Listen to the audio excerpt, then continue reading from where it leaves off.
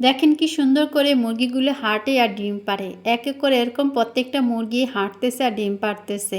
এরকম দেখে তার মালিকে সুন্দর করে পুরনো গাড়ির কিছু টাওয়ারগুলো নিয়ে আসলো, এমনকি সাজিয়ে সুন্দর করে বিছিয়ে দিল। এখন কিছু খড়কুটা নিয়ে আসলো আর টাওয়ারগুলোর ভিতরেও সুন্দর করে খড়কুটাগুলো বিছিয়ে দিল, এমনকি সাইডে যে চিপা চাপা আছে ওগুলো তো খড়কুটা সুন্দর করে সাজিয়ে চিপিয়ে বসিয়ে দিল।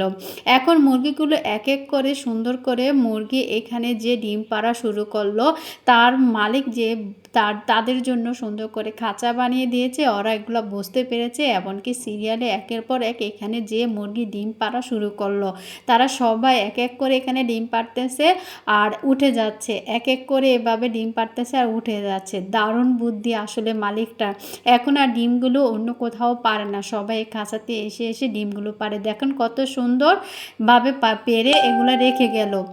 সত্যি খুব দেখতে ভালো লাগলো যে মুরগিগুলা তার মালিকের ভাষাটা বুঝতে পেরেছে, তার মালিকের কষ্টগুলা বুঝতে পেরেছে। এখন দেখেন মালিকে এসে এক এক করে সে খাঁচা থেকে ডিমগুলো উঠিয়ে নিচ্ছে, আর কোথাও থেকে ডিমগুলো উঠাচ্ছে না, সুন্দরভাবে এখান থেকে হাত দিয়ে সুন্দর করে উঠিয়ে উঠিয়ে নিতে যাচ্ছে। আসলে এইটাই মালিকের সার্থক যে মুরগিগুলো মালিকের কথাগুলো বুঝতে পেরেছে আর কি সুন্দর করে